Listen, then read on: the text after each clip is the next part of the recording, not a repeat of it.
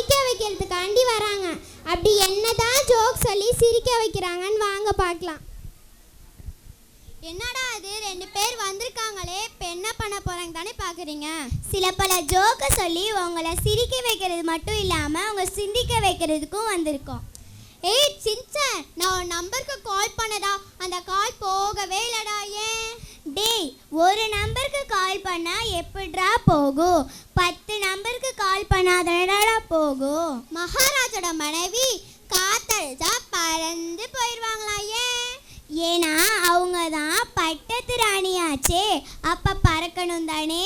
சந்தியா பால் குடிச்சிருக்கும் போது திடீர்னு நிலநடுக்கம் வந்துச்சான். இப்போ என்ன ஆயிருக்கும்? வேற என்ன ஆயிருக்கும்? மில்க் ஷேக் ஆயிருக்கும். ஒருத்தன் 3வது மாடியிலேருந்து கீழே விழுந்தானா, ஆனால் அவனுக்கு ஒரு சின்ன அடி கூட படலையா. எப்படி? ஏன்னா அவனுக்கு பட்டதெல்லாம் பெரிய அடியா. ஆபத்தான சிட்டி அது தெரியுமா? அதாங்க எலக்ட்ரிசிட்டி. 3 யானை ஜிம்முக்கு போச்சான், 2 யானை எக்ஸசைஸ் பண்ணிச்சான், ஆனால் ஒரு யானை மட்டும் சும்மாவே இருந்துச்சான். ஏன்னா அந்த யானை ஜிம்மோட ஓனராம். அதான். ஒருத்தன் உடம்பை இழைக்கிறதுக்கு தினமும் தோட்டத்தில் ஒரு மைல ஓட விடுறானா. ஏன்னா டாக்டர் 1 மைல் தூரம் நடக்கணும்னு சொன்னாராம். பஸ்ஸை பின்னால் தண்ணி என்ன ஆகும்?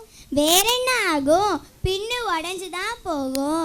ஒரு பஸ்ஸு 6 மணிக்கு போச்சான், இன்னொரு பஸ்ஸு 6:30க்கு போச்சான். அப்போ எந்த பஸ் முன்னாடி போகும்? 2 பஸ்ஸும் முன்னாடி தானடா போகும்.